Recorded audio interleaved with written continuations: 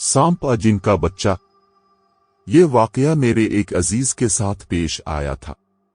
बहुत सारे लोग इस बात पर यकीन नहीं करते हैं, मगर जिन सांप की शक्ल में मौजूद होते हैं, और अब सब भी अगर किसी सांप को देखें तो उसे मारने से पहले जरा अच्छी तरह से सोच ले।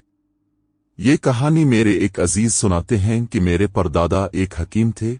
उनका रोज का गुजर एक कब्रिस्तान से होकर जाता था। वैसे तो वो बहुत अल्लाह वाले थे, जेब में तस्बीह रखा करते थे और नमाज कभी भी तर्क नहीं करते थे। एक दिन इशा की नमाज से फारिग होकर जब घर की तरफ आ रहे थे तो रास्ते में उन्हें दो सांप नजर आए और वो डर गए और उन्होंने अपनी लाठी से एक सांप को मार दिया और दूसरा सांप वहां से चला गया।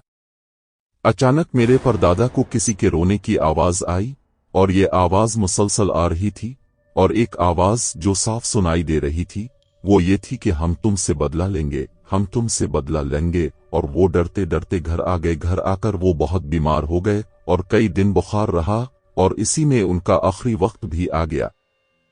इंतकाल से पहले उन्होंने बताया कि उनके एक बुजुर्ग साथी ने उनको बताया है कि उन्होंने जिस सांप को मारा था वो जिनका बच्चा था, जिसकी उम्र 15 साल थी, और उन्होंने बता दी कि तुम्हारी नस्ल का हर पहला बच्चा जो 15 साल का होगा और वो मर जाएगा। और वो रोने लग गए क्योंकि जिस रात उन्होंने सांप मारा था इसी रात ख्वाब में उन्होंने जिन्नात का कबीला देखा था।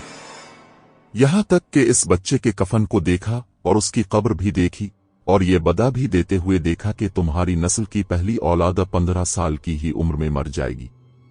और ये राज बताते हुए उनका इंतकाल हो गया। तब उनकी पहली औलाद 12 साल की थी और उन्होंने जाते हुए इसकी खास हिफाजत का कहा था, और इस वाक़े के बाद उनका बेटा शदीद बीमार हो गया। ये नावल की शक्ल में पूरी कहानी लिखूंगा। आप ये बताएं कि ये नावल आप पढ़ेंगे, मुझे आगे लिखना चाहिए। मुझे अपनी राय बताएं।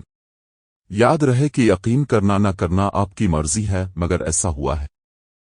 और अगर आपके पास ऐसा किस्सा हो तो वो भी आप कमेंट में शेयर करें।